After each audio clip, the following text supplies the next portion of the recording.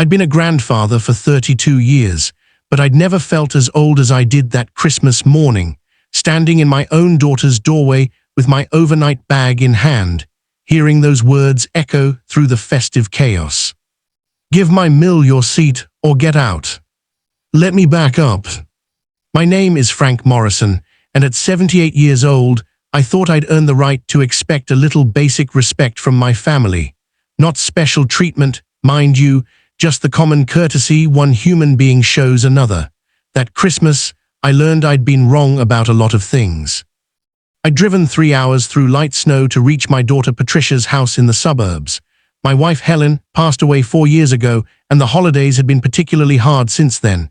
Patricia knew this. She'd insisted I come spend Christmas with her husband Tom, and their 2 teenagers. "Dad, you can't be alone on Christmas," she'd said on the phone, her voice thick with concern. "We want you here.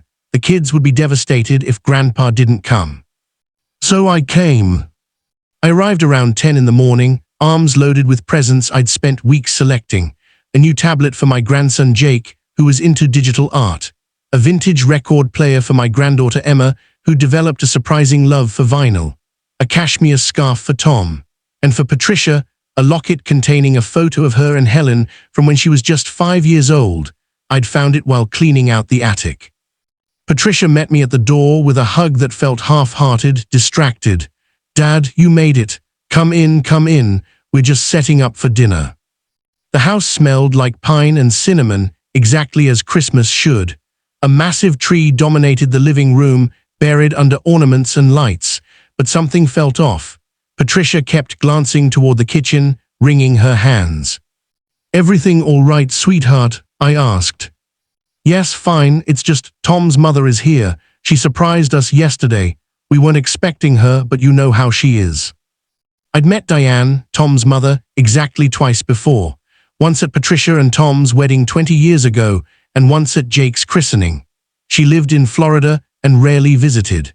The few phone conversations I'd overheard between Patricia and Tom about Diane suggested their relationship was complicated at best. I followed Patricia inside. The living room had seating for about 8 people, a large sectional sofa, 2 armchairs, and an ottoman. As I entered, I saw Tom in the kitchen, frantically basting a turkey. The kids were nowhere to be seen, probably in their rooms. And there, occupying the corner of the sectional like a queen on her throne, sat Diane. She was a large woman in her mid-70s, dressed in a glittering red pantsuit that looked expensive. Her fingers were heavy with rings, and her neck dripped with gold chains. She glanced up from her phone long enough to give me a once-over. "Oh, you must be Patricia's father," she said, her tone making it sound like an accusation. "Frank Morrison," I said, extending my hand. "Good to see you again, Diane." She looked at my hand like I was offering her a dead fish. I don't shake hands during flu season. It was COVID she'd blamed last time we met. I lowered my hand. "Fair enough." "You can put your bag in the guest room," Patricia said quickly. "Second door on the right upstairs." I hauled my bag up the stairs, my knees protesting every step. The guest room was small but comfortable, with a view of the snow-dusted backyard. I freshened up, changed into a nicer shirt, and headed back downstairs, determined to make the best of things. When I returned to the living room, I found Diane still on the sectional, now with her feet up on the cushions, shoes and all. Patricia was setting out appetizers on the coffee table: cheese, crackers, those little sausages wrapped in pastry that Helen used to make from scratch. "Can I help with anything?" I asked. "No, Dad, just relax," Patricia said, not meeting my eyes. "Dinner will be ready in about an hour." I looked around for somewhere to sit. The sectional could easily fit 4 or 5 people, but Diane had somehow managed to sprawl across enough of it that there was really only room for one more person beside her. The 2 armchairs were piled with wrapped presents. The ottoman had a stack of board games on it. "I'll just move these presents," I said, reaching for one of the armchairs. "Don't touch those," Diane snapped. "Those are organized by recipient. Tom spent an hour arranging them." I pulled my hand back. "Sorry, I glanced at the sectional. Diane was watching me with an expression I couldn't quite read. She shifted slightly, taking up even more space. Patricia appeared at my elbow. "Dad, why don't you sit here?"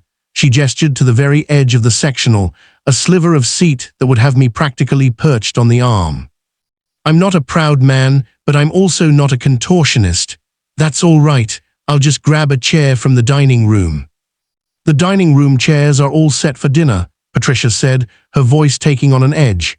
"Please, Dad, just sit down." So I sat on that uncomfortable perch, feeling every one of my 78 years in my aching back and hip. I tried to engage Diane in conversation, asked about Florida, about her flight, about her plans for the new year. She answered in monosyllables, her eyes never leaving her phone. 30 minutes passed like this. Tom emerged from the kitchen periodically, greeting me with apologetic smiles but saying nothing. The kids finally came downstairs, gave me quick hugs, then disappeared again. And Patricia kept hovering, anxious, checking her watch. Finally, Diane spoke up. "Patricia, I'm getting uncomfortable. This couch doesn't have proper lumbar support. I need a different seat." "Of course, Diane," Patricia said immediately. She looked around the room helplessly, then her eyes landed on me. "Dad, would you mind?" "I'll get a chair from the dining room," I said, starting to stand. "No," Diane's voice was sharp. "I need the armchair, the one with the high back, for my sciatica." "Oh, of course," I said. "I'll move the presents." "I'll do it," Patricia said quickly. She hurried over and carefully relocated the stack of gifts, then fluffed the cushion on the armchair like she was preparing it for royalty. Diane heaved herself off the sectional with great drama and settled into the armchair. "Better," she pronounced.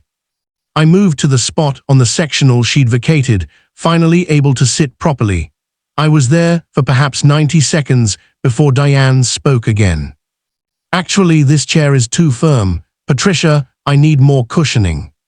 What followed was 15 minutes of Patricia running around, fetching pillows, adjusting them behind Diane's back, under her feet. And through it all, I sat on that sectional, watching my daughter transform into someone I didn't recognize. When Diane was finally satisfied with her throne, she looked at me. "I'd like to stretch my legs. I need the ottoman." The ottoman was still covered in board games, and it was on the opposite side of the coffee table from where Diane sat. "I'll move these," Patricia said, gathering up the games. "Actually," Diane said slowly, a calculating look in her eyes, "I think I'd be most comfortable back on the sectional, with the ottoman pulled close, and I'll need to lie down because of my back." I understood immediately. The sectional was L-shaped. If she lay down along the long part with her feet on the ottoman, there would be no room for anyone else except on the short section, which was the uncomfortable perch I'd occupied earlier. "Dad," Patricia said, and I heard something break in her voice. "Would you mind?" "I'll take the dining room chair," I said quietly. "They're set for dinner." "Then I'll stand." "You can't stand for an hour, Dad. Your hips." "I'll manage." And that's when Diane smiled, actually smiled. "This is ridiculous, Patricia, tell him." "Dad," Patricia's face was flushed.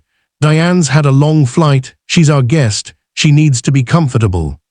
"I'm comfortable standing," I said. "You're being stubborn." "I'm being practical. It's fine, Patricia." But it wasn't fine. I could see it in Patricia's eyes. Shame, frustration, something ugly working its way to the surface. Tom had appeared in the kitchen doorway, watching with the expression of a man who'd given up fighting a long time ago. Diane shifted on the sectional, sighing dramatically. "Some people just don't understand hospitality," she said to no one in particular. "In my day, we respected our elders."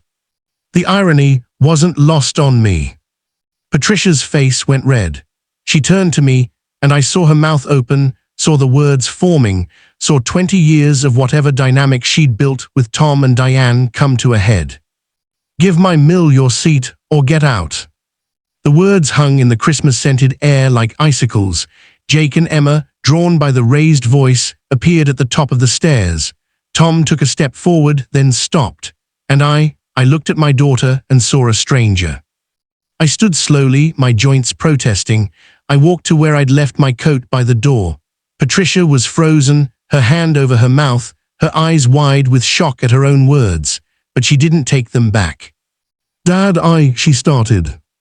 I held up my hand. "I'm leaving, as requested. Before I do, I want to say one thing." I looked at Diane, comfortable on her sectional, smug satisfaction on her face, then at Tom, who couldn't meet my eyes, then at my grandchildren witnessing this moment. Finally, I looked at Patricia. "Your mother and I raised you to be kind, to be gracious, to treat people, all people, with dignity, not because of what they can do for you, but because it's right. Somewhere along the way you forgot that, or maybe you chose to forget it. Either way, I'm not going to stand here and compete for basic respect in my own daughter's home. I love you, Patricia, I always will. But I won't participate in teaching your children that love comes with conditions and family comes with hierarchies." I picked up my bag from where I'd dropped it. Merry Christmas. I walked out into the snow, got in my car, and drove away. My hands were shaking. My phone started ringing before I'd reached the highway. "Patricia." I didn't answer. That was 3 years ago. I haven't been back to Patricia's house since. We've rebuilt something fragile since then, after she finally called and truly apologized months later. She and Tom separated last year. Turns out, Diane had been undermining their marriage for years. My grandchildren visit me now, and Patricia and I have lunch once a month. But I never regret walking out that door. Sometimes the most loving thing you can do is refuse to participate in your own diminishment, even on Christmas, especially on Christmas.